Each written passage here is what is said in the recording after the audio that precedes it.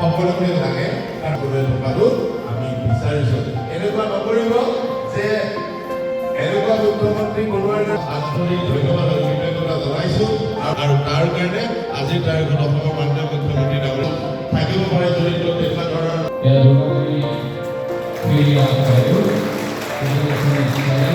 হয়, আজি ৰাঙাপাৰা সমষ্টিৰ অন্তৰ্গত আশা কৰ্মীসকল আৰু আশা ছুপাৰভাইজাৰসকলৰ আজি আশা অভিৱৰ্তন অনুষ্ঠিত হয় আৰু এই আশা অভিৱৰ্তনত তেখেতসকলৰ যিখিনি প্ৰতিভা সেইখিনি বিকাশ ইয়াতে দেখুওৱাৰ কাৰণে তেখেতসকলে সুযোগ পাব।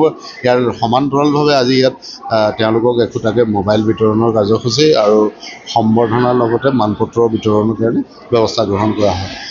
আজি বিশেষকৈ আমাৰ যিসকল আশাকৰ্মী আছে তেওঁলোকে সমাজখনক আগুৱাই লৈ যোৱাৰ কাৰণে আৰু বিশেষকৈ স্বাস্থ্যসন্মত এখন সমাজ যাতে গঢ়ি উঠিব পাৰে তাৰ কাৰণে তেওঁলোকে যথেষ্টখিনি কষ্ট কৰে। তেওঁলোকে বিভিন্ন মানে সমস্যাৰ সময়ত তেওঁলোকে আচলতে আগৰ পৰা তেওঁলোকে সমাজখনক আগুৱাই লৈ যোৱাৰ কাৰণে চেষ্টা কৰে।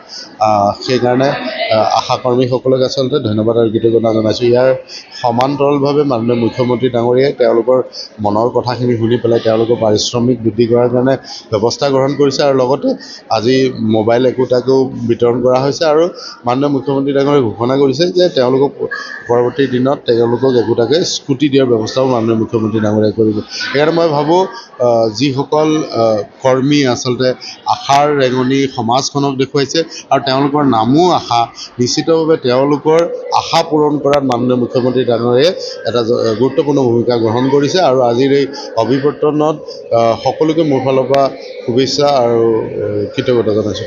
কিমানগৰাকীক আজি হেৰি কৰে? এই তথ্যটো 256 গৰাকীক আজি ইয়াতে এই অভিৱৰ্তনত তেওঁলোক আছে আৰু তেওঁলোকক বিতৰণ কৰা হ'ব। আপুনি বাৰু হাড়ৰ সমস্যাৰ কাৰণে পাটনালৈ যাবলৈ চিন্তা কৰি আছে নেকি? এতিয়া আৰু চিন্তা নাই। আপোনাৰ যিকোনো হাড়ৰ সমস্যা হ'লে এতিয়াৰ পৰা আৰু পাটনালৈ যাব নালাগে, কিয়নো এতিয়াৰ পৰা গুৱাহাটীতে পাব সেই সকলো সা সুবিধা। গুৱাহাটীৰ আমিনগাঁৱত অৱস্থিত Patna orthopaedic and multi speciality হস্পিটেলত কম খৰচতে পাব সেই সকলো উন্নত মানদণ্ডৰ চিকিৎসা সেৱা, য'ত অভিজ্ঞ চিকিৎসকৰ দ্বাৰা সম্পন্ন কৰা হয় বিভিন্ন ধৰণৰ হাড়ৰ অস্ত্ৰোপচাৰ। বৰ্তমানলৈকে 3000তকৈও অধিক ৰোগী সুস্থ হৈছে।